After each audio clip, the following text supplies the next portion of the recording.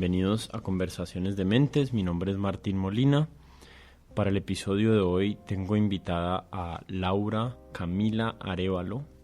Laura es periodista en la sección de cultura del diario El Espectador, donde escribió un artículo muy interesante que se llama Sobre la libertad y el debate abierto en Colombia, y después de leer ese artículo invité a Laura a conversar aquí al podcast y hablamos acerca de la carta de Harper's a la que ella alude en el título y en todo el artículo, y también hablamos acerca de cómo aplica y no aplica el contenido de esta carta a Colombia y de las diferencias entre el contexto colombiano y estadounidense en términos de libertad de expresión, de los valores que son importantes mantener cuando uno trata de promover la libertad de expresión, de los problemas de igualdad en términos del acceso a poder participar del discurso público que han tenido ciertos grupos, y de cómo eventualmente estos dos valores de muchas maneras compiten el uno con el otro en un espacio público limitado.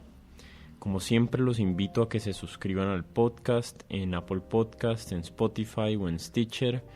Les agradezco mucho si me ayudan a compartir este contenido en redes sociales.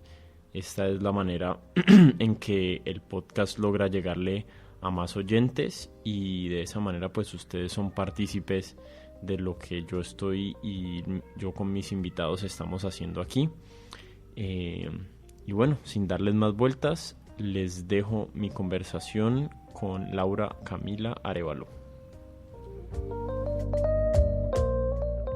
Entonces, arranquemos tal vez por introducirte, porque me contés a mí y a las personas que van a escuchar esto quién sos y qué haces, porque yo normalmente hago una introducción al principio que es cortica, pero interesante también saber a quiénes que están escuchando en este momento, ¿no? Ok. Bueno, pues yo actualmente trabajo en El Espectador, soy periodista de cultura. Trabajo ahí, ya voy a cumplir el año que entra 3 años en la sección de cultura, pero siempre he trabajado pues como en el gremio. Antes de entrar al periódico, trabajé como jefe de prensa en una agencia de comunicaciones que trabajaba con películas de cine, eso no le vas a poner, por favor, con películas colombianas, eso era lo que quería decir, con películas colombianas. Entonces trabajaba haciendo la prensa, de hecho por eso fue que conocí a mi actual jefe.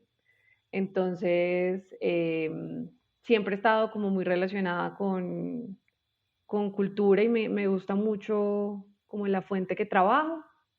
¿Qué más te cuento? No, nada. ¿Estudiaste periodismo? Estudié periodismo. Esta es una historia chistosa porque estudié periodismo pero no me he graduado. De hecho, me voy a graduar en un mes y no me he graduado por puro descuido. Cuando yo entré al Espectador, entré a hacer las prácticas, entonces me faltaba como un semestre. Y pues entré al Espectador y antes de que se me cumpliera el periodo de practicante, me contrataron. Entonces, cuando me contrataron, pues yo dije, pues ese diploma, pues eso para qué, o sea, eso pues después ahora miramos eso y luego y ya estamos trabajando en lo que nos gusta, pues ya luego miramos ese detalle. Y pues ese detalle era importante. Entonces, me pegué una colgada muy brava con los trámites y con todas esas cosas que son un poco dramáticas, pues son tediosas, pero no, ya afortunadamente el 25 de agosto tengo el cartón que dice que efectivamente soy periodista, pero en Okay. esto llevo aproximadamente como 5 años ya trabajando como periodista cultural. Ok, y para contextualizar un poquito a la gente de por qué estamos teniendo esta conversación, es porque en algún lugar de Twitter me encontré un artículo que escribiste acerca de la carta de Harper's, que no sé cómo es la traducción del nombre de la carta. Vos lo tenés en algún lugar de tu artículo, Sí, aquí de hecho lo tengo, sobre espérame la un segundo. libertad y el debate abierto. Que Creo de que hecho así es. yo titulé parecido, porque no, espérate, ya te la voy a decir. Ay, Ay, ¿dónde está? Yo la tenía aquí cerquita. Una carta sobre justicia y debate abierto fue el título que usó Harper's Magazine. Ok. Y, y en ese artículo que escribiste, entrevistaste a un par de personas o varias personas, Pedro Vaca, Carolina Sanín, el exdirector de la revista Arcadia, que se me Ujú. acaba de olvidar el nombre, Jiménez es el Camilo apellido. Jiménez. Ujú. Sí. Hablando acerca de por qué estaban o no estaban de acuerdo o si habrían firmado la carta en sí, ¿no? Y qué relación tenía con el contexto colombiano. Más o menos, ¿estoy caracterizando bien el artículo o me está faltando algo? No, esa era la intención. Cuando yo leí la carta me parece que varios de los puntos, si no todos, tienen que ver con lo que pasa aquí en Colombia. Entonces lo que quise hacer fue aterrizar esa carta a al caso colombiano, a qué de esa carta a nosotros nos resuena. Y como la firmaron intelectuales, pues lo que intenté fue buscar personas en este país que fueran líderes de opinión o que trabajaran con prensa o que tuvieran que ver como con algún episodio en el que su libertad de expresión o su opinión se hubiese coartado o tuvieran alguna posición respecto a este tema. Hmm. Sí, ahí para esta conversación creo que es un buen pie para empezar la carta y tu artículo, pero tal vez nos podemos expandir más hacia otros temas relacionados a la libertad de expresión que son muy interesantes y que me parece un tema más complejo de lo que las personas entienden de manera general o superficial y, y ahí podemos ver qué exploramos y dónde estamos de acuerdo y dónde en desacuerdo. Ojalá estemos en desacuerdo acerca de algo, ¿no? Para que sea interesante la conversación. Ok. Eh, pero empecemos por tu artículo y, y cómo las personas contextualizaron lo que está sucediendo en Colombia. Y en el artículo usaste el ejemplo de lo que pasó con Carolina Sanín y, y las recientes acusaciones a Ciro Guerra de acoso sexual, o la verdad no he leído muy claramente cuáles fueron las acusaciones, pero sé que hubo unas acusaciones y que ella salió no a defender a Ciro Guerra, sino a decir, como a comentar acerca del estado de que las personas que se acusan se dan por entendidas como culpables, como en el ámbito cultural o en el ámbito de redes sociales, y ella hizo unos comentarios acerca de eso y parece que le cayeron a criticarla bastante fuerte. Ujú. Sí. Pues mira, yo lo que quería era buscar, o lo que hice fue buscar ejemplos en donde me pareciera que la libertad de expresión de alguna persona, independientemente de su postura, pues haya sido atacada, no criticada, porque eso es distinto, sino atacada. Entonces, me pareció que el ejemplo con Carolina Sanín pues era muy claro porque lo que se estaba discutiendo realmente con estas denuncias de Ciro Guerra pues era esta práctica del escrache, ¿no? Que es las denuncias de abuso sexual que se hacen por mujeres en redes sociales. O sea, cuando se lleva al abusador a la esfera pública y se cuenta en qué consistió el abuso y bueno, en fin. Digamos que la postura de Carolina Sanira era un poco llamando a la calma, ¿no? Pero en ese, pues a mí en el artículo no me interesaba mucho meterme con la postura de si estábamos de acuerdo o no con Carolina Sanín, sino con la forma en la que la interpelaron o le rebatieron lo que dijo. Con la reacción, Claro, con las reacciones que tuvieron. Entonces, que es realmente de lo que habla la carta, es acerca de las exactamente. reacciones y no acerca de las opiniones. Exactamente. Entonces, ¿qué pasa? A mí me parece que un punto importante para que comencemos a analizar esto es la forma en la que se manejan las coyunturas en Twitter, por ejemplo, que es la red social en donde uno usualmente se mete a opinar, porque uno en Instagram o en Facebook, pues bueno, en Facebook un poco más, pero en Instagram casi que no lo hace. En Instagram Mm. uno está para otra cosa. Pero cuando tú entras a Twitter, pues tú entras a opinar y a mirar lo que las otras personas opinan. Y hay un afán cada vez que ocurre algo que sea como escandaloso o alguna cosa muy importante, hay un afán de ser parte de la discusión. Y ese afán es el que a mí me parece peligroso. Entonces, Ok. cuando tú no tienes tiempo para pensar y cuando una persona dice algo con lo que tú no estás de acuerdo, pues sueles reaccionar con lo primero que se te viene a la cabeza, o sea, es muy primaria esa reacción. Y generalmente está acompañada o está cargada de mucha violencia, que es lo que yo creo que ahí podemos diferenciar el caso de Estados Unidos con Colombia, porque no es que en Estados Unidos no haya violencia, pues por supuesto que la hay, pero en este país pues nosotros casi que convivimos con ella en casi que todas las esferas de nuestra cotidianidad, en todos los momentos estamos conviviendo con violencia y somos violentos y no nos damos cuenta. Entonces estos argumentos entre comillas, eh, pues tienen una carga de violencia que me parece que es muy problemática, sobre todo para debatir y muchísimo más para debatir en Twitter. Entonces, ¿qué pasó con Carolina Sani? Pues le dijeron que era una traidora del feminismo, o que era una feminista conveniente, o que era una incoherente, o bueno, y ahí entonces parte la carta para hablar de todo lo demás. El artículo, Ok. perdón. Quedémonos un poquito ahí en la diferencia entre la crítica eh, y, y la cultura de cancelación, que es una frase que ya casi que no significa nada, pero bueno, no importa. Ahí Ujú. está.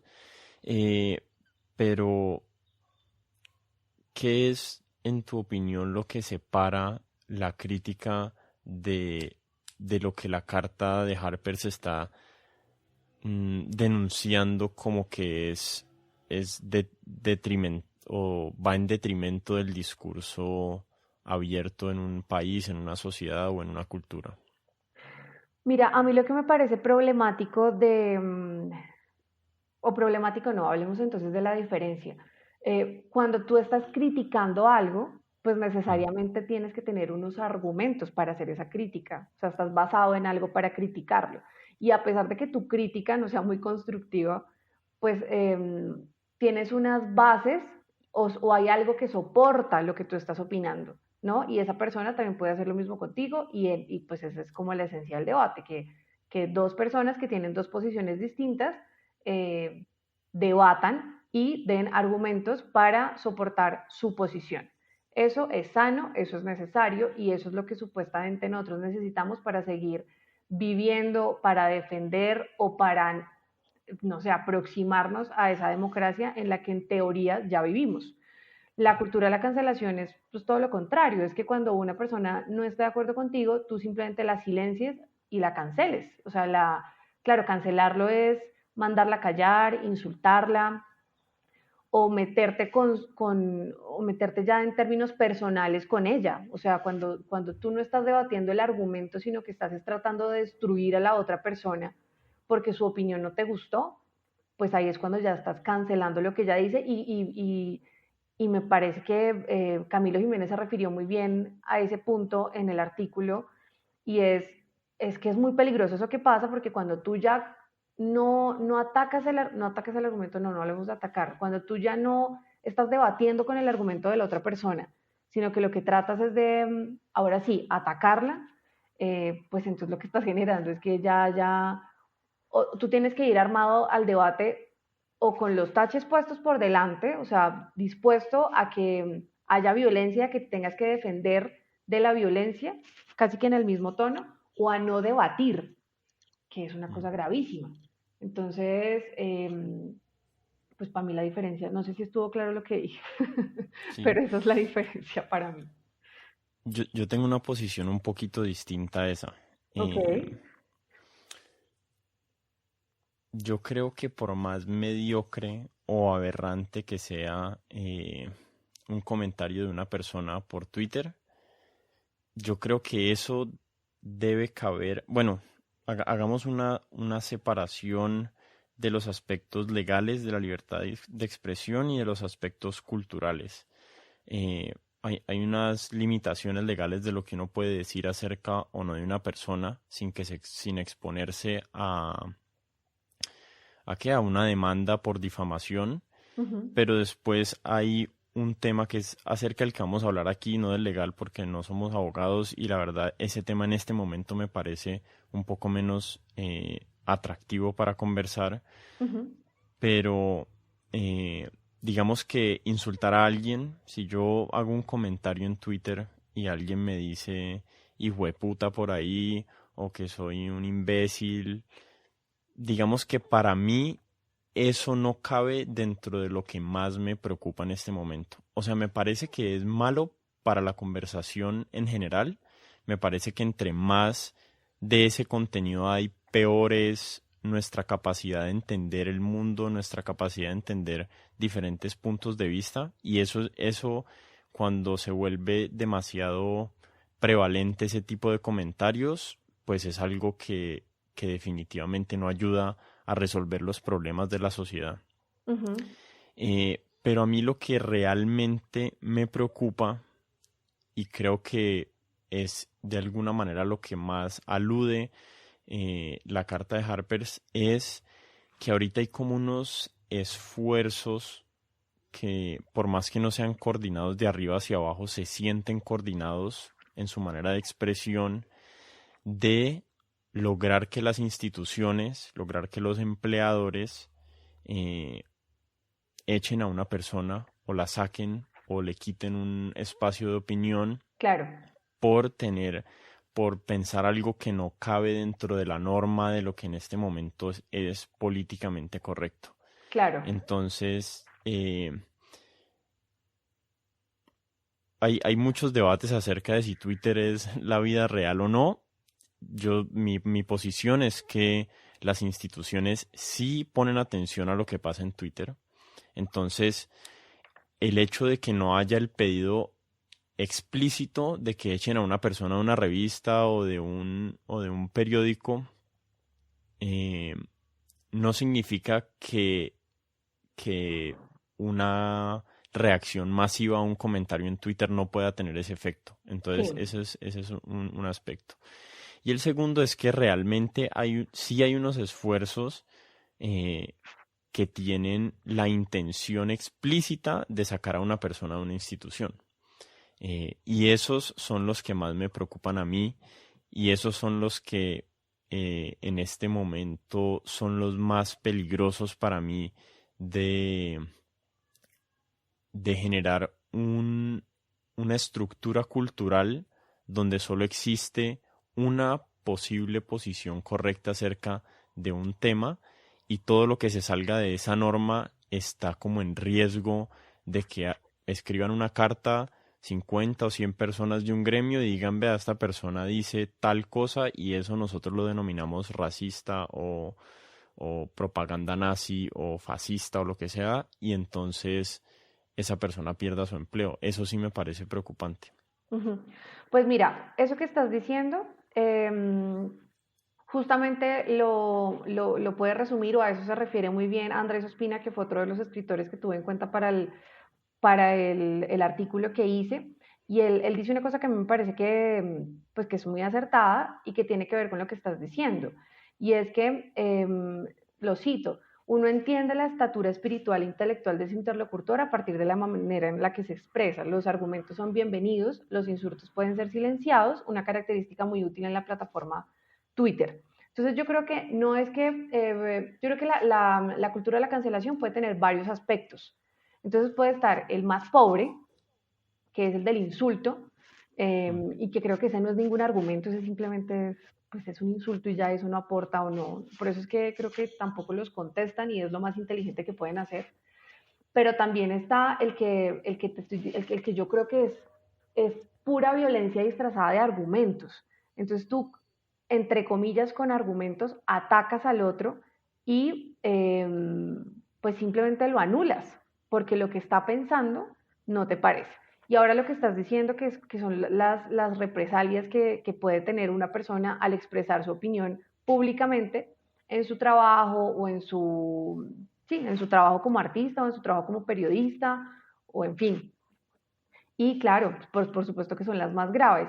Y esas, de hecho, ese tipo de intolerancias o ese tipo de censuras que se le da a una persona en su trabajo por la forma en la que piensa, pues son las más comunes en este país. El año pasado tuvimos muchísimos casos de esos, en donde disfrazado de otra cosa que todos sabemos que es, pero nadie lo dice o ellos simplemente no lo van a reconocer, se anularon festivales, se le quitó la plata a, no sé, a películas, se borraron murales con pintura blanca, que fue lo que pasó en el centro en el Colomboamericano con esta obra de Lucas Ospina, por ejemplo. Tenemos muchísimos ejemplos, pero claro. Contame qué pasó con la obra de Lucas Ospina. No me enteré.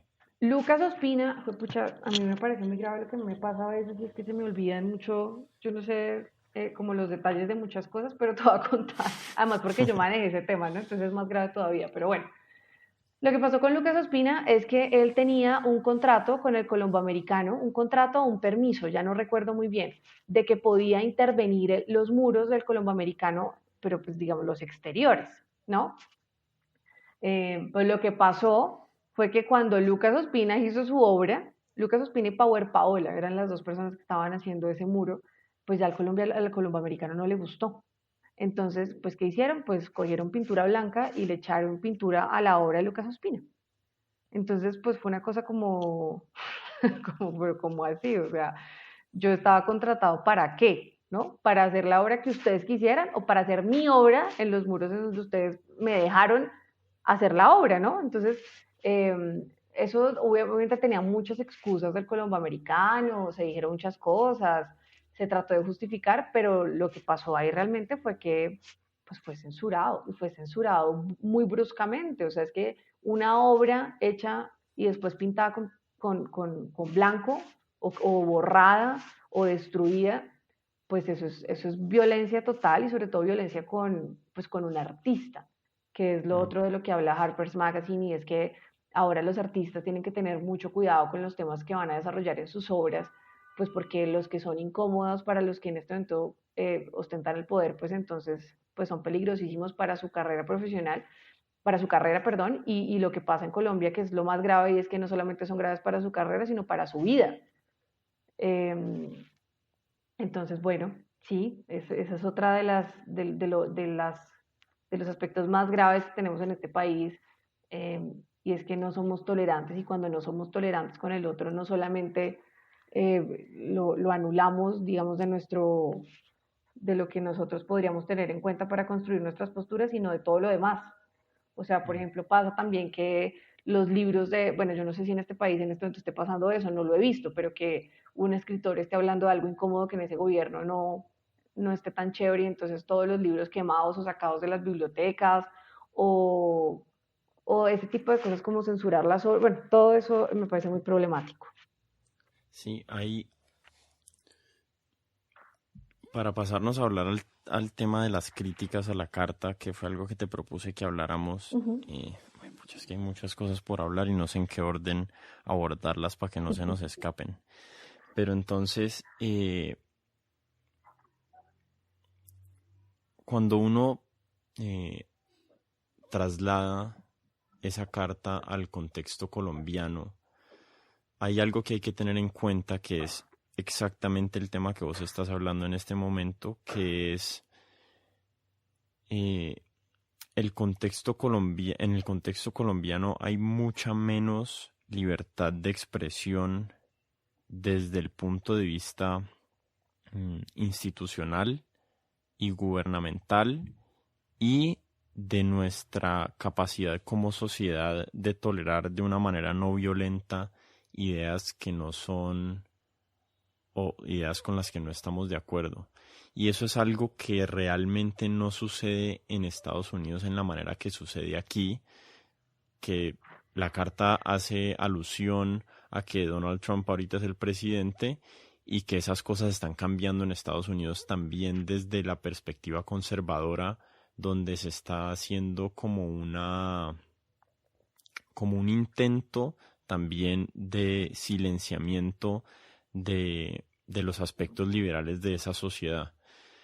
Entonces yo creo que hay que encontrar como dos posturas que a uno definitivamente le tienen que preocupar en Colombia.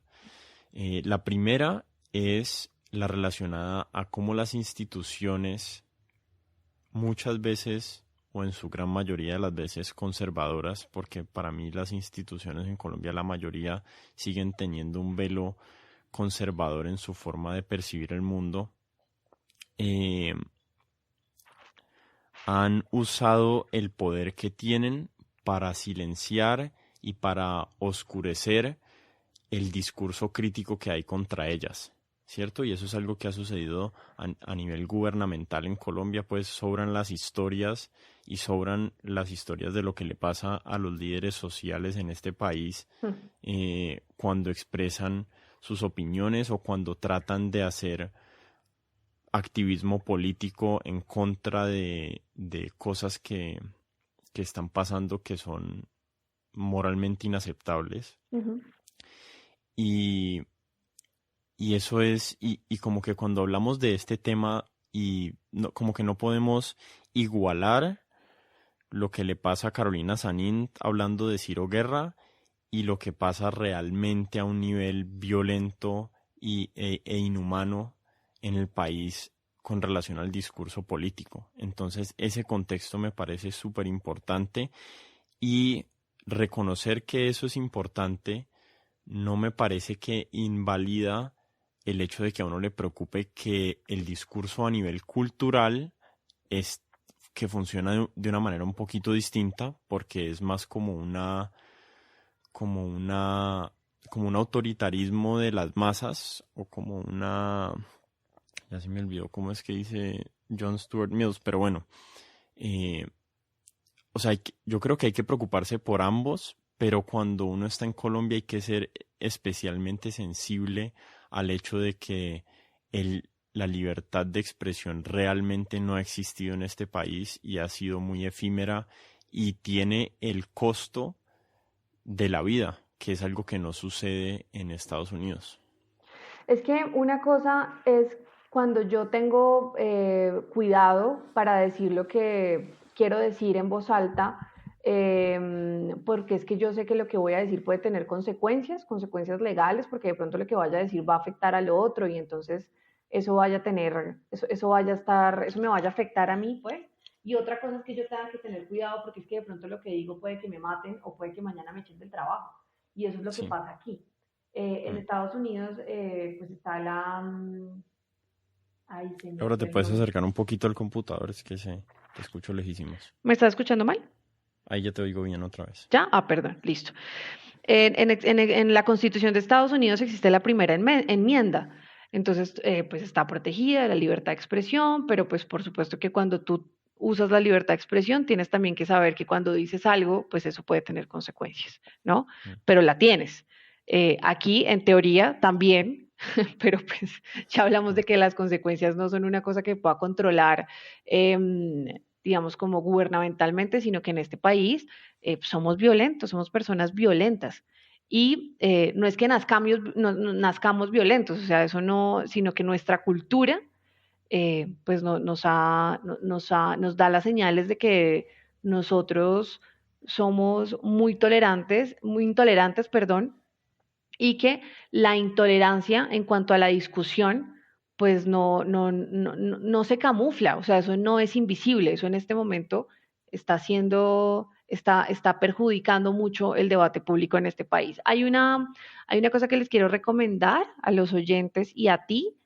Yo no sé cómo recomendárselas porque no sé dónde verla en este momento, pero le voy a preguntar al director y si quieres, después, no sé, en una próxima ocasión la mencionas, pero voy a intentar que la puedan ver y es una película que salió el año pasado y se llama La forma del presente. La forma del Ujú. presente es de Manuel Correa, un director de cine colombiano, y es un documental sobre el esfuerzo que algunos científicos, intelectuales y líderes de opinión están haciendo por entender el conflicto, pero a raíz de diferentes verdades, entre las que se incluyen a los militares, victimarios, paramilitares, guerrilleros, lo que quieras, ¿sí? Mm. Eh, y a mí me parece muy interesante porque lo explican muy bien. Por ejemplo, Fernando Salamea, que es un filósofo y matemático, habla en ese documental sobre que en la matemática, una vez tengas diferenciado el objeto, tienes que buscar puntos comunes para reintegrarlos y obtener algo relativamente correcto de eso que estás analizando, ¿no? Y también habla sobre eso en el mismo documental Juan Ugarriza, que participó en las negociaciones con el ELN, sobre la creencia de que nosotros en Colombia pensemos que va a ser posible encontrarnos en un solo relato de lo que pasó, pues es pensar con el deseo. Y eso a mí me parece que es cierto, no solamente hablando en términos del conflicto armado, hablando de todo.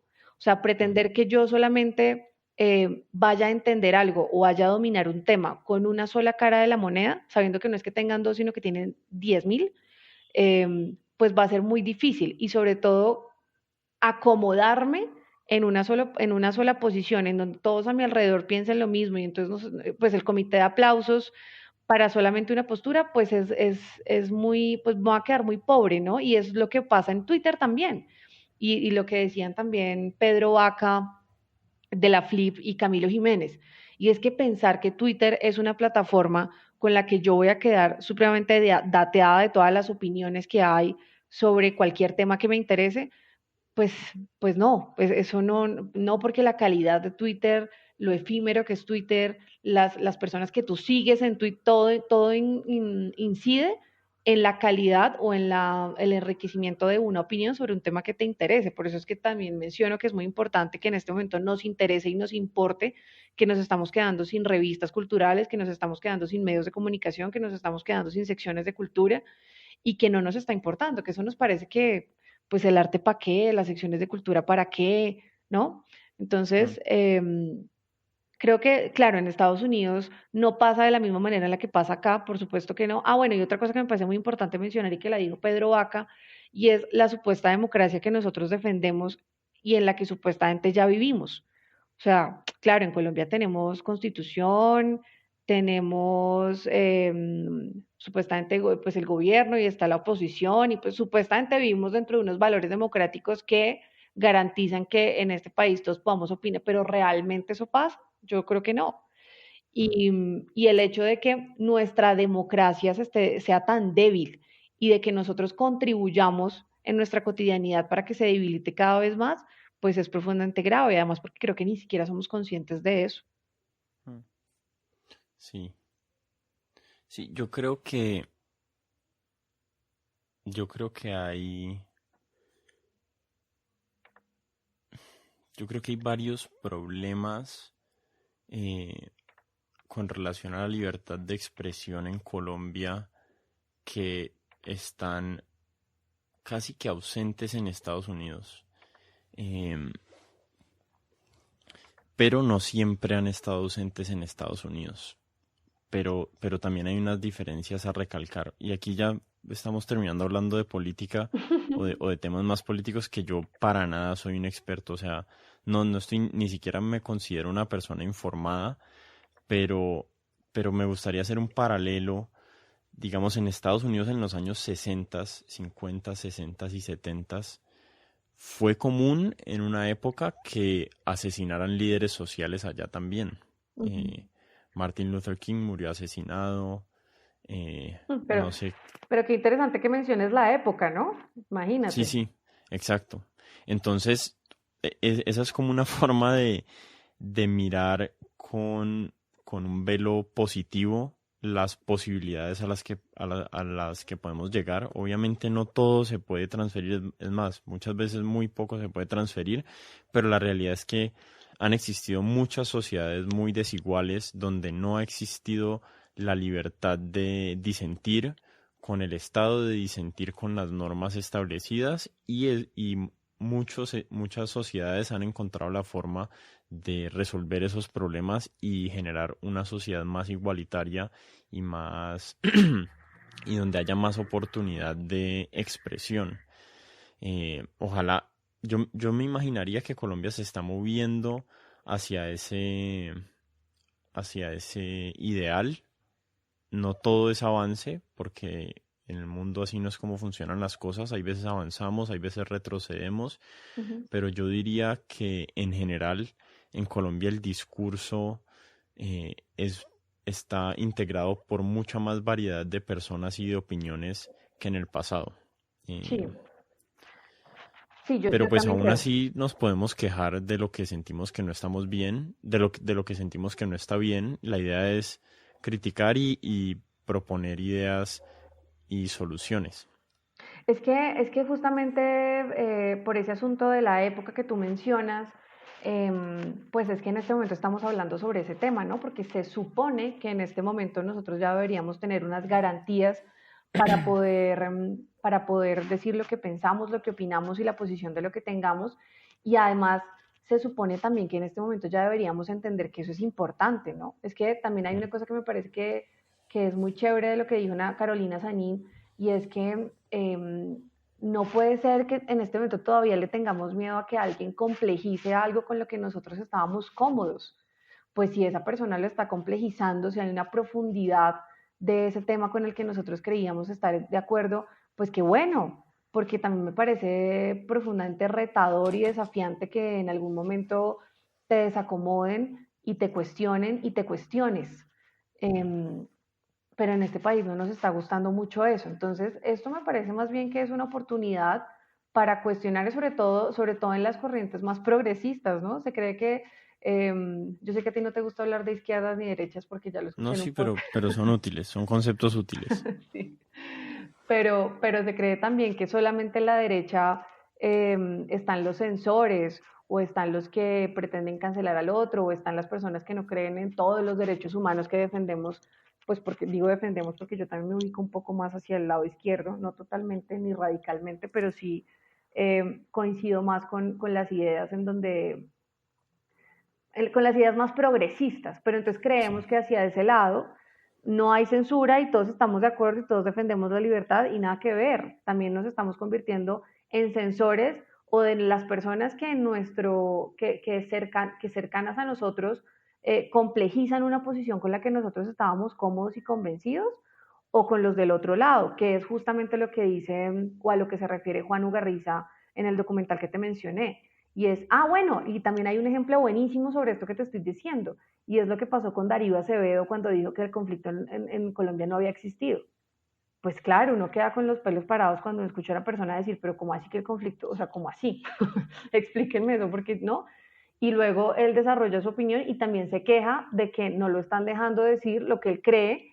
eh, y pues entonces uno dice, ahí uno se pregunta, y qué valioso es preguntarse en ese momento sobre eso, ¿cómo así? O sea, es válido que alguien diga que en este país no hubo conflicto, tenemos que escuchar a esa persona, y entonces, Mm. pero ¿cómo así? ¿Tú no te acabaste de quejar de que no te estaban escuchando a ti? Entonces también es como, o sea, ¿a quién voy a escuchar yo? ¿Quiénes para mí son válidos para hablar y qué opiniones son las que yo voy a atender? Una cosa es que tú no las quieras escuchar y las deseches. Otra cosa es que Mm. tú quieras silenciar a los demás.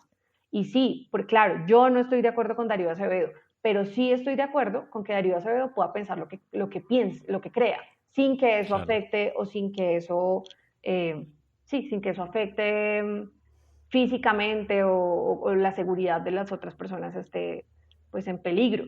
Y eso es profundamente problemático. Es que claro, pueden salir muchas personas diciéndome, pero ¿cómo así que tú vas a estar de acuerdo con que alguien diga eso? Claro, eso es terrible, es terrible pensarlo, pero es la versión de esa persona que vive en este país bajo una constitución que estamos defendiendo y que también tiene derecho a decirlo. Sí. Eh, entonces, bueno, eso podemos quedarnos hablando aquí del tema 2 años, pero, pero creo que hemos rescatado como lo más grave, ¿no? Y lo más importante de lo que está pasando en cuanto a esta discusión en este momento. Sí. Sí, hay dos temas relacionados a la libertad de expresión. eh, Hay dos valores, hay como dos valores básicos. El primero es la libertad de uno decir la verdad, con la verdad me refiero como a lo que cada individuo cree que es verdad. Uno poder pararse enfrente de un grupo de personas y ser honesto, eh, ser sincero acerca de mis pensamientos, de sus pensamientos y de sus opiniones. Y eso es algo muy valioso porque como sociedad queremos realmente saber lo que las personas piensan y no que los oculten, porque si no empieza a haber como un fenómeno, eh, empieza a haber un fenómeno de que muchas personas piensan algo, pero como está prohibido, no lo dicen, y ahí es cuando ahí es cuando se dan esas sorpresas electorales o sorpresas culturales de movimientos de que había una opinión que que estaba bastante extendida por la población, pero las normas no permitían que el resto de la sociedad se enterara de que existían. Eh, y el segundo valor es como el de la igual oportunidad de expresar esa verdad en público. Eh, o sea, que no hayan individuos o grupos que estén intencionalmente excluidos del espacio público, del Ujú. espacio de conversación y de opinión. Lo que estábamos hablando ahorita con relación a Colombia, que es preocupante, es que este segundo valor de la igualdad no ha estado presente. Entonces, las personas con pensamientos socialistas, de izquierda, comunistas y progresistas en muchos sentidos, y también muchas minorías raciales y de orientación sexual o de identificación de género, realmente sí han estado excluidos y probablemente siguen excluidos del discurso cultural y político. Y estos dos valores tienen o sea, no son perfectamente compatibles. Si uno trata de optimizar uno, eh, terminas, eh, terminas, ¿cómo es la palabra? Terminas, bueno, afectando negativamente el otro valor. Y yo personalmente valoro más el primer valor. Yo creo que es más importante que las personas tengan la posibilidad de expresar esa opinión. Eh, y me parece que tenemos que hacer el mayor esfuerzo para que en el espacio limitado que hay, que es cultural, o sea, la conversación no tiene espacio infinito. No podemos escuchar todas las voces a la misma vez porque si no la conversación es imposible y tenemos que tener la capacidad de excluir las partes de la conversación que no están actuando en buena fe y que están tratando como de descarrilar la conversación intencionalmente. Ujú. Eh, pero entonces, para mí, la carta de Harper's se refiere más al primer valor, se refiere más a que los efectos de uno expresar una opinión que no coincide con la narrativa, ya en los temas ahorita calientes, ¿no? Que es la raza, el aborto, eh, los derechos de las personas trans. Y quiero decir algo aquí, que yo no he sufrido nada de eso y yo estoy básicamente exento de cualquier tipo de presión me cancele, porque este programa lo hago yo gratis, porque me da la gana. Nadie tiene la posibilidad de silenciarlo, de callarlo. Así me griten todo lo que quieran, probablemente terminan amplificando más mi voz, y yo he hablado de todos estos temas. Yo he hablado acerca del racismo, he hablado acerca de, de las personas trans, y he hablado acerca del aborto, y de todos estos temas tengo opiniones que no coinciden perfectamente con las narrativas progresistas, eh, pero mi caso no es el caso de todo el mundo, ¿no? Existen periodistas, existen personas dentro del espacio de opinión que estoy seguro que sienten que no pueden expresar honestamente sus opiniones porque le temen al backlash, no sé cuál es el término, como a la repercusión que pueda tener esa opinión sobre su sostenibilidad, sobre su empleo y sobre su capacidad de seguir dándole de comer a su familia o de sustentarse su vida. Pues por eso es que es tan importante que todos estemos. ¿Me estás escuchando bien? Sí. Sí. Por eso es tan importante que todos estemos informados y que todos también nos manifestemos cuando ese tipo de cosas ocurran, ¿no? Que no pasen desapercibidas y que no las olvidemos tan fácilmente, porque defender a las personas que han sido censuradas o a las personas que por alguna opinión, independientemente de la que sea, tuvieron alguna represalia en su trabajo o hasta en su integridad, pues, pues es valiosísimo y sobre todo será importante para que esos valores democráticos que tanto decimos defender o que tanto anhelamos, pues se fortalezcan. A mí me parece que ahorita que estaba pensando en lo que es que me parece muy grave eso, ¿no? Lo de no existió conflicto armado en Colombia y luego decir, déjenlo hablar. Pero hay una frase que justamente estaba recordando en este momento que dicen que se supone que es de Voltaire, pero algunos dicen que es de Evelyn Beatrice Hall, que fue una escritora británica, no lo sé, pero la frase es, estoy en desacuerdo con lo que dices, pero defenderé hasta la muerte tu derecho a decirlo. A mí me parece que ahí está, o sea, independientemente de lo que la otra persona diga, si yo tengo argumentos para rebatirle y para, no sé cuál sea la palabra acá también indicada, no destruir lo que está diciendo, por supuesto que no, sino más bien, em, ¿cuál será la palabra? No sé, pero para rebatirle, mejor dicho, para debatir con ella y para decir si es que eso es lo que creo que lo que está diciendo es mentira, pues esa es más bien una oportunidad, ¿no? Si en este país realmente, en este país estamos convencidísimos de que si hay conflicto armado, pues entonces cuando alguien se atreva a decir que no, tenemos 200.000 argumentos para debatir esa versión y también chévere darnos la oportunidad para escuchar todas esas verdades, porque hay una cosa que dice Vanessa Rosales con la que yo estoy de acuerdo y es que cada persona tiene un lugar muy distinto de enunciación. O sea, cada persona, su opinión la tiene cargada de una subjetividad que yo no voy a entender eh, por completo, pero que sí puedo escuchar y que podré eh, desechar o podré tener en cuenta para mi postura o para la construcción de mi postura. No hay que tenerle miedo a eso. Yo creo que eh, entre más hablen las personas y entre más libres se sientan de hablar y entre más nosotros estemos eh, defendiendo que ese derecho se garantice para todos, pues vamos a tener esa democracia que tanto estamos diciendo que queremos o en la que ya vivimos. Yo siempre digo en teoría porque pues por todos los derechos de los seres humanos en este país no están garantizados y eso lo tenemos en abrimos la primera página de cualquier periódico y eso lo vamos a tener ahí muy bien ejemplificado, pero entonces, pues es a eso yo creo que la conclusión que podríamos llegar y como a la mayor lucha que tenemos y el mayor reto que tenemos, ¿no? Es todo un desafío también. Seguir hablando en voz alta libremente y seguir defendiendo que ese derecho lo tenga todo el mundo. Sí. Sí, sí, y ahí que te antes estaba hablando como de las mejores críticas a esta carta, Ujú. que está como ahí subyacente a toda esta conversación.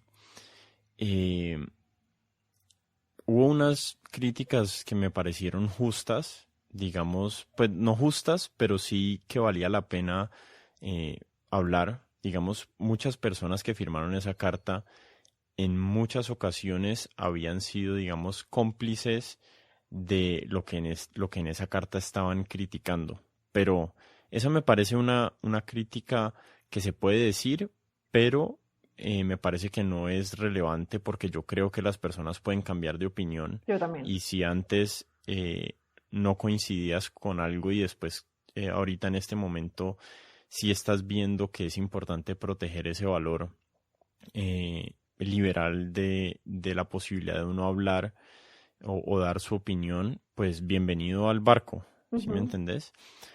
Pero las críticas malas que habían, y es algo de lo que me preocupa, que yo creo que va a empezar a suceder en Colombia, son como unas críticas de culpabilidad por asociación. Y creo que es relacionado, podemos relacionarlo a este tema de J.K. Rowling y sus opiniones acerca del tema del transgénero, ¿cierto? De Ujú. las personas trans. Muchas de las críticas más mediocres de la carta, que fueron la mayoría, eh, decían que el problema de la carta era quiénes la habían firmado. Y dentro de ese quiénes habían, dependía de qué persona era la crítica, eh, era cuál de los firmantes era problemático, ¿cierto? Y esa me parece uno de los peores argumentos que uno puede hacer. O sea, decir que porque uno opina lo mismo que otra persona con la que uno no está de acuerdo es una señal de que uno piensa mal, es profundamente no, es muy superficial y además si se vuelve como un tipo instanciamiento, de instanciación. ¿Esa palabra me la estoy inventando? Distanciamiento, creo que sí es la palabra. Sí, es instanciamiento para uno criticar a alguien y para que esa persona pierda o no su trabajo. eh, eso me parece muy preocupante. O sea, decir que porque yo estoy de acuerdo, o Álvaro Uribe en algún momento dijo una cosa y yo en este momento la repetí, como Álvaro Uribe la dijo, entonces ahorita está mal porque yo lo dije, o para el otro lado, pues con Petro o con el que quieran decir, o un guerrillero por ahí dijo alguna cosa con la que yo estoy de acuerdo. Eh, entonces este problema de J.K. Rowling es que ella tiene unas opiniones eh, acerca de este tema trans y, y de alguna manera hay algunas personas que dicen que haber firmado esa carta, hubo una periodista eh, reconocida que está en Twitter que dijo que el hecho de que Matt Iglesias, que es uno de los fundadores de Vox, firmara la carta cuando J.K. Rowling la firmó era un estilo de violencia y la hacía insegura en su trabajo. Entonces no sé ese fenómeno a qué se debe, o sea, no sé si es que esta persona no sabe, o sea, necesitamos encontrar alguna forma de diferenciar lo que es violencia real y el hecho de que una persona firme una carta acerca de la libertad de expresión no puede caer dentro de ese concepto de violencia, porque es que es como una elasticidad de la terminología que tenemos para que puede incluir cualquier cosa que termina dejándonos como sin sentido en la conversación. Si todo es violencia, entonces la violencia termina significando nada. Si todo es racismo, pues entonces, ¿qué es racismo? Ujú. Nos vamos perdiendo nuestra capacidad de entender el mundo. Pues de hecho, el escozor por J.K. Rowling también fue porque se la acusaron de... hay varios momentos en los que, o ha habido varios momentos en los que a ella se le ha acusado de antisemitismo, antifeminismo, lo que pasó... Transfobia. Exactamente, entonces... em, yo, la verdad, a mí me parece que las personas que dicen eso, sinceramente te digo, creo que ni siquiera entendieron la carta. O sea, yo creo que si estamos hablando de que precisamente se está defendiendo el derecho de que cualquiera pueda tener la posibilidad de expresar libremente lo que piense, eh, y entonces ahora me vienes a decir que entonces que porque ella piensa esto, entonces no la puede, como que ahí me pierdo, ¿sabes? O sea, no, ni siquiera entiendo cuál es el real argumento. Entonces, ¿quiénes pueden firmar la carta según ustedes para que la carta no pierda credibilidad? Es lo que te decía ahora también de, es que hay unas opiniones realmente problemáticas y que para uno resultan que uno le da dolor de cabeza cuando las escuchan. Claro que sí, pero eso no les quita el derecho a ellos de decirlas y de opinar lo que piensan. No es como cuando aquí atacamos el uribismo, no sé, los de la izquierda radical atacan el uribismo de la misma manera en la que ellos atacan la izquierda y entonces se convierte esto. Ah, bueno, y están también los que hablan de la polarización y de lo problemático que es la polarización. Pues no, pues la polarización es lo que necesitamos para que ese debate esté pues esté garantizado. O sea, es que la polarización, ¿quién ha dicho que es mala? Yo creo que tener ideas diferentes, eh, pues será lo que realmente nos permita a nosotros nos permita a nosotros construir una postura realmente informada y con todos los elementos y los ingredientes. Entonces yo creo que decir que que una persona por la forma en la que piensa, o por la forma en la que opine, o por la ideología política que tenga, puede firmar o no puede firmar la carta, y eso a mí me va a condicionar para que yo crea en lo que se dice en esa carta, pues realmente me parece que eso es como que no entiendo, o sea, me parece que es una distancia muy grande de lo que realmente en esa carta se está diciendo, que es en esencia, tengamos un debate sano, ¿no? Mm, Independientemente de lo que otro venga a debatirme, creería yo. claro. Claro, otra de las críticas fue que las personas que firmaron la carta son personas que están en posiciones de poder y están cuidando su, como su capacidad de seguir diciendo lo que les da la gana sin que las critiquen. Y eso es cierto en muchas instancias, o sea, las personas que están en el poder son un poquito aversas a la crítica, no es que ese sea su aspecto favorito de tener una plataforma, pero obviamente Noam Chomsky y Steven Pinker y J.K. Rowling no están preocupados de que les quiten su plataforma para hablar. O sea, ya están más allá de eso.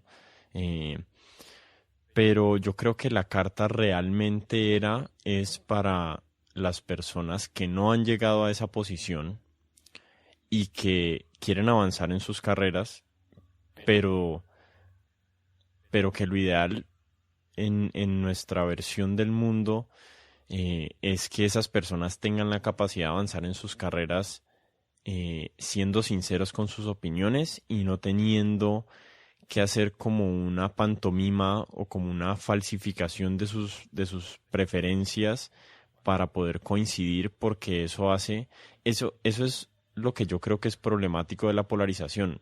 Para mí lo problemático de la polarización no es cuando existen opiniones en los extremos, sino cuando se empiezan a dibujar líneas imaginarias donde si vos sos parte de este grupo, no puedes tener esta opinión acerca de tal tema. Entonces, si sos parte de este grupo progresista, no puedes tener tal opinión acerca del capitalismo, o no puedes tener tal opinión acerca de la Sí, ecología, o del cambio climático, o de sí, de acuerdo. transgénero, homosexualidad, bla, bla, bla. Y entonces te pasan la lista de todas las cosas en las que tenés que creer, y la menor transgresión de esa lista, pues entonces ya estás por fuera del parche y por fuera Total, del círculo. totalmente. Y eso a mí personalmente me ha pasado, por ejemplo, con el feminismo. O sea, uno entonces tiene que uniformarse o si no, no puede hablar o es un ignorante de lo que se supone que quiere conversar. ¿Sí me entiendes? Yo me considero feminista, pero primero tengo en cuenta que hay muchos feminismos y segundo no estoy de acuerdo con todos y puede que me acerque a alguno, pero que es también lo que critican de de Sergio Fajardo y la tibieza, ¿no? Que uno puede estar de acuerdo con unas cosas, pero no estar de acuerdo con otras y tal. A mí eso me parece que no tiene nada que ver con tibieza. Yo creo que uno puede en este momento y tiene que ser capaz de, repito, desechar lo que no le guste y adoptar lo que sí. Y los matices tienen que ser tenidos en cuenta, porque es que esto de que es blanco o negro, pues no, estoy de acuerdo contigo y me parece que en ese aspecto fallamos, claro, cuando no le permitimos a las personas a que efectivamente los tengan en cuenta y los adhieran a sus discursos. Sí. Pues ya hablamos una horita, pero te quiero hablar de un último tema. No sé si tengas 5 minutos. Los tengo, dime. Sí, Sí, ok. Entonces tal vez 10. ok. Eh, pues vos estás dentro del periodismo y la verdad es que, bueno, no. Quiero hablarte de dos temas para que me respondas de los dos. Dale. El primero es, hay una crítica que me parece válida y creo que me aplica a mí mismo, y es que muchas veces estamos importando el discurso cultural de otros lugares a Colombia y no lo estamos, y pues eso es como que deberíamos estar construyendo nuestro propio discurso. Y yo peco, o sea, por encima del promedio de las personas en eso, porque la verdad que yo le pongo mucha atención a artistas y a escritores y a intelectuales americanos y europeos, especialmente en el ámbito intelectual. Yo creo que el 90% del contenido que leo es de allá. Casi que el 100% de los libros que leo son americanos o europeos, y le pongo mucha atención al contenido de podcasts y de cosas así en Estados Unidos. Entonces soy totalmente culpable de eso y es algo que me preocupa, y por eso también te estoy invitando a vos y invité a Fernando Posada, que fue el último invitado, que son personas que están más relacionadas con la cultura y con lo que está sucediendo en el periodismo colombiano, porque me quiero enterar, me quiero forzar a enterarme, porque si estoy opinando en un espacio donde la mayoría de las personas que me escuchan son colombianas, pues es importante que me informe acerca de lo que pasa aquí. Ujú. Ese es el primer tema, no me lo contestes todavía. El segundo tema es, sabemos que Twitter es como un pozo séptico de opinión, donde todo el mundo va como a votar sus peores perspectivas acerca del mundo, pero también hay cosas muy positivas acerca de Twitter. Digamos, a mí me afecta positivamente mi vida a Twitter porque tengo acceso a los mejores pensadores y he tenido conversaciones en Twitter con personas que nunca me habría imaginado tenerlas. Em, pero mi pregunta es, vos estás en el medio del periodismo, ¿qué tan culpable es el mismo periodismo de, de que, de que en este momento primero esté buscando historias en Twitter para, o sea, para hablar acerca de ellas, que es importante? Twitter es un aspecto de la cultura y de nuestra sociedad, y también de ceder ante las masas de Twitter con relación a qué opinan o qué dicen o qué creen. Y por último, si los titulares, que es algo que te he visto mencionar en tu Twitter, en tus comentarios, si los titulares de los periódicos y de los diarios en Colombia no nos están forzando a estos caminos polarizados, porque dependiendo uno de qué titular lea, como que el titular ya viene con un sesgo político, que está bien, no está mal, pero muchas veces las palabras que se usan, no sé si conoces el término Russell Conjugation, conjugación de Russell. No, ni idea. ¿No? Es como algo que se hace que es como por qué le cambiaron el nombre de calentamiento global a cambio climático. Ah, ¿Sí me ok. entendés? Ajá. Entonces, eso es algo que hace es que realmente estás con el lenguaje que decidís usar, eh,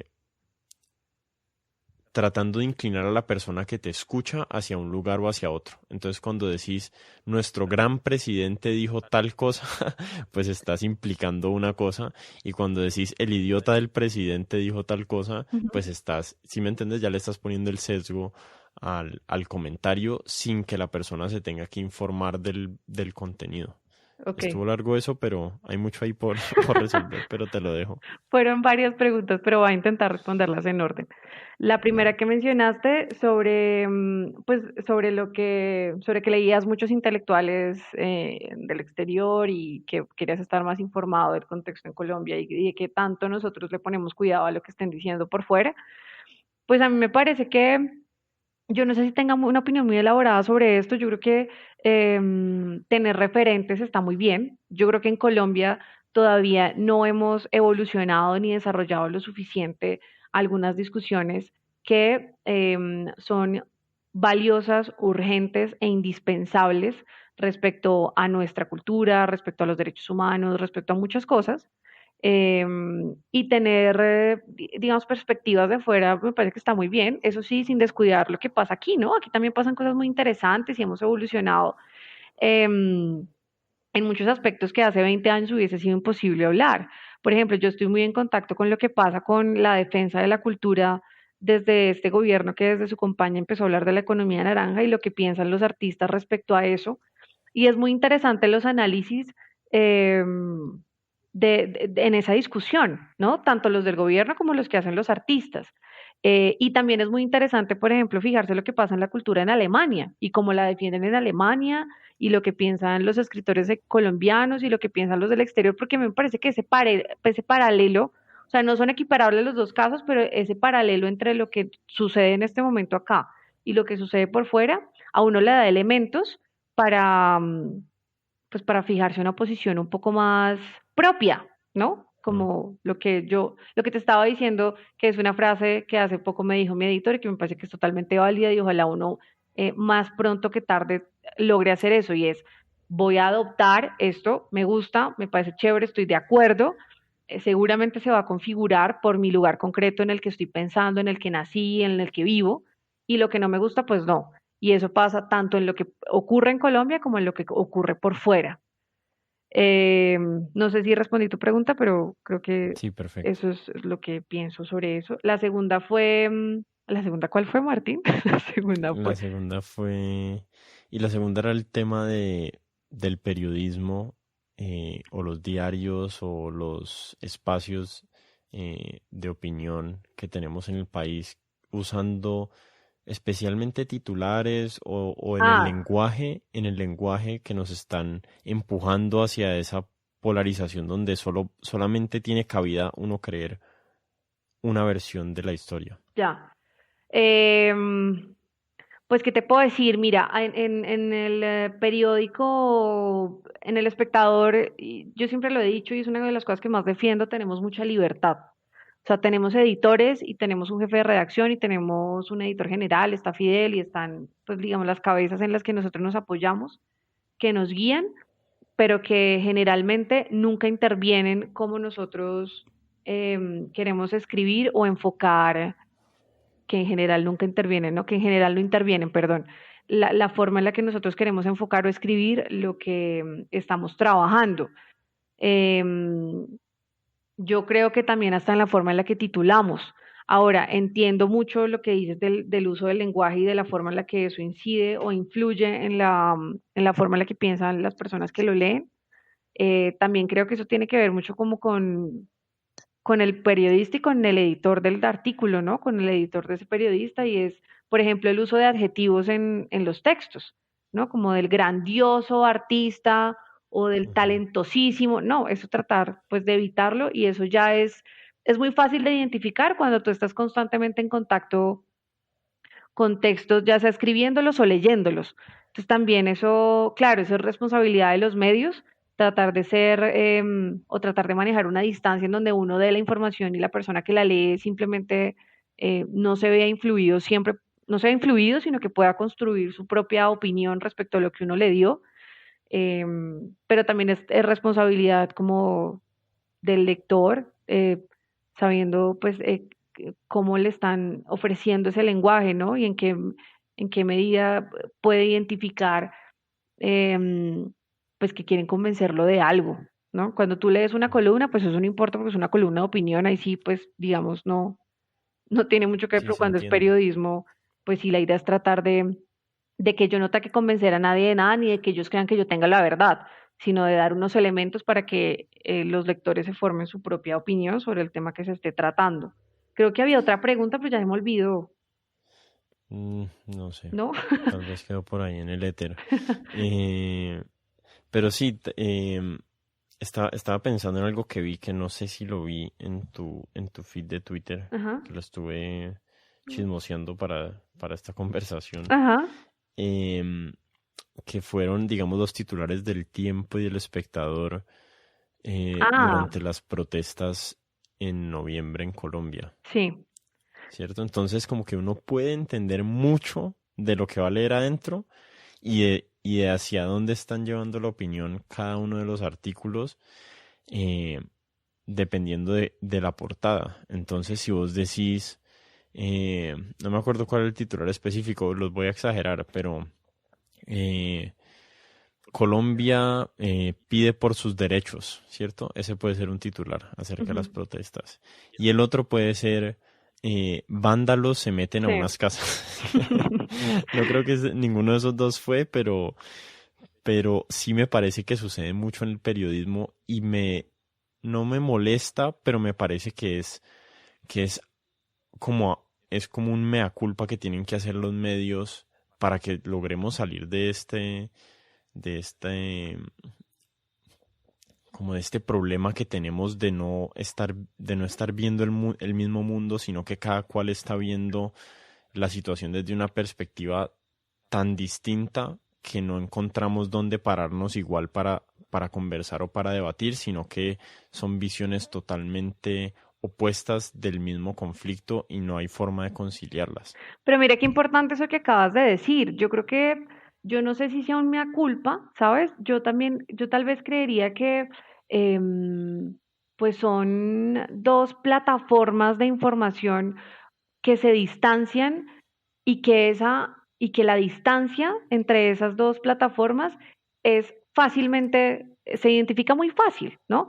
Entonces tienes, dependiendo de lo que el medio de comunicación quiera resaltar o lo que le parezca más importante de esa noticia, pues seguramente de ahí en adelante también vas a encontrar una editorial muy similar a ese titular y unos artículos escritos en esa, enrutados hacia eso que se está poniendo en portada como el tema principal. Yo creo que ahí lo que tienes es una variedad de posiciones que es muy fácil sí, de identificar y que es lo valioso y por eso es que también nos quejamos mucho o nos duele tanto cuando, por ejemplo, se cierra un medio de comunicación, ¿no? Ayer anunciaron que, por ejemplo, El Mundo de Medellín tuvo que hacer un cierre parcial porque está, claro, esta crisis económica le está pegando a todo el mundo y a los medios especialmente, y eso es realmente una tragedia, independientemente de la ideología que defienda el mundo, de los editoriales del mundo y de la forma en la que titula el mundo. Porque cuando aprendamos a valorar esa diversidad, pues es cuando realmente vamos a estar pues mejor informados, ¿no? Y apoyados en unas bases democráticas, pues ahora sí garantizadas. O sea, el hecho de que el tiempo y el espectador se diferencien tanto en la forma en la que titulan, pues es una clara demostración de que tengo dos opciones para informarme y que qué bueno sería que yo no descartara ninguna de las dos, sino que a las dos las tuviera en cuenta para formarme mi propia opinión, que elija una o prefiera alguna porque es que eh, pues evidentemente tienen una posición que se distancia de la mía, eso es otra cosa, pero el hecho de que existan es lo importante, creo yo. Sí, sí. No, a mí me gusta que existan ambas opiniones, sino que ambos lados del espectro de entendimiento del mundo, pero lo que me preocupa, lo que te decía ahorita es cómo se usa el lenguaje de una manera cargada, Ah, que, o sea, yo sí creo, o sea, comparto con vos que tienen que existir ambas, ajá. pero yo siento que como humanidad para resolver los problemas que tenemos necesitamos al menos compartir una parte de nuestra realidad. ¿Sí me entendés? Ujú. O sea, necesitamos que la superposición de opiniones sea al menos suficientemente, eh, o sea, sea una parte suficientemente significativa para que al menos podamos hablar de la misma realidad. Y yo lo que siento que pasa en Colombia es que el uribismo por un lado y el petrismo por el otro lado casi que no comparten el mismo país, o sea, las narrativas están tan, tan disociadas que, que al final no vamos a tener forma de conciliarnos, no vamos a tener forma de reconciliar para poder tomar decisiones en conjunto como sociedad. No, pues imagínate si hay personas todavía que creen que en este país no hubo conflicto armado, pues de ahí podemos seguir para adelante. O sea, Sí, es realmente muy sí, grave. sí. Pero sí, entiendo lo que me dices, pero ahí con lo que me acabas de contar, regreso a lo que decía Juan Ugarriza sobre encontrarnos en las mismas, en el mismo relato. ¿Sí me entiendes? Yo sé que no me estás hablando de una única verdad, de que también estás de acuerdo en que haya varias opiniones, pero creo que eso que me estás diciendo de reconocernos por lo menos en la misma realidad va a ser muy difícil. Eh, Porque en este país, literalmente, por ejemplo, hay una cosa que dice Fabio Rubiano que me parece que es muy cierta. Hablar de Bogotá no es lo mismo que hablar de Medellín, ni hablar de Montería, ni hablar de San Andrés. O sea, hablar de Colombia como un todo y generalizar, pues es un error, porque las realidades de cada región eh, son muy distintas. Entre Medellín y Bogotá no hay una distancia tan amplia, pero no sé, entre Medellín y Leticia, pues que sí. Y las realidades y los relatos y las verdades y las experiencias inevitablemente se van a distanciar. Entonces Claro. creo que todavía nos queda bastante camino para lograr encontrarnos o por lo menos tratar de juntarnos en un solo relato o en una sola realidad, porque pues como en este país es tan desigual, pues es muy berraco, es muy difícil, digamos, me parece a mí. Sí, sí, sí.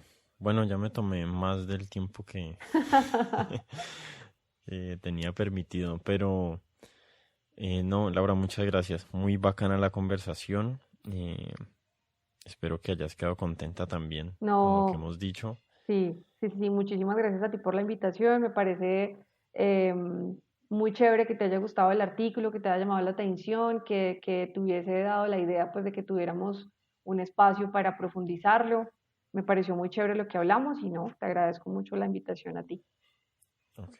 Yo siempre le dejo al final un espacio a las personas para que inviten a los lectores o a lo que quieran para, pues, a dónde encontrarlos. Entonces, no sé si les quieres dar tu Twitter o tu página web o cómo te encuentran los artículos que has escrito en El Espectador. Ah, bueno, pues mira, usualmente, de hecho, yo estaba pensando eso y es que soy una muy mal community manager de mí misma porque se me olvida usualmente publicar lo que hago, pero no, general, o sea, lo hago, trato de hacerlo. Entonces, los artículos que escribo siempre están en la sección de cultura del periódico El Espectador. Los publico en mi Twitter, que es @LauraCamilaAD. Y bueno, pues también estoy en Instagram, ahí también publico cosas que es LC, no, perdón, sí, LC Arevalo Domínguez. Y nada, invitadísimos a que estén pendientes de lo que pasa en la sección de cultura del periódico. Está el magazine del Espectador, que es una cosa, es un formato que tiene muchísimos años y que estamos tratando de transformar un poco para recuperar esa esencia. Eh, y nada, en la sección de cultura pasan muchas cosas, en la sección de cultura del espectador pasan muchas cosas muy valiosas que yo creo que son profundamente necesarias para este momento en el que necesitamos de más miradas, de más arte, de más análisis, de más ensayos, de más cuentos. Eh, Así que ahí los estaremos esperando. Voy a cancelar mi suscripción del New York Times y la voy a cambiar por una del Espectador. Pues no, ojalá no canceles las del New York Times, pero te suscribas al espectador. Sí. No, Laura, muchísimas gracias. Eh, Espero tenerte de vuelta acá algún día. Ay, yo también. Muchísimas gracias a ti, Martín. Muy chévere el espacio. Estaré pendiente.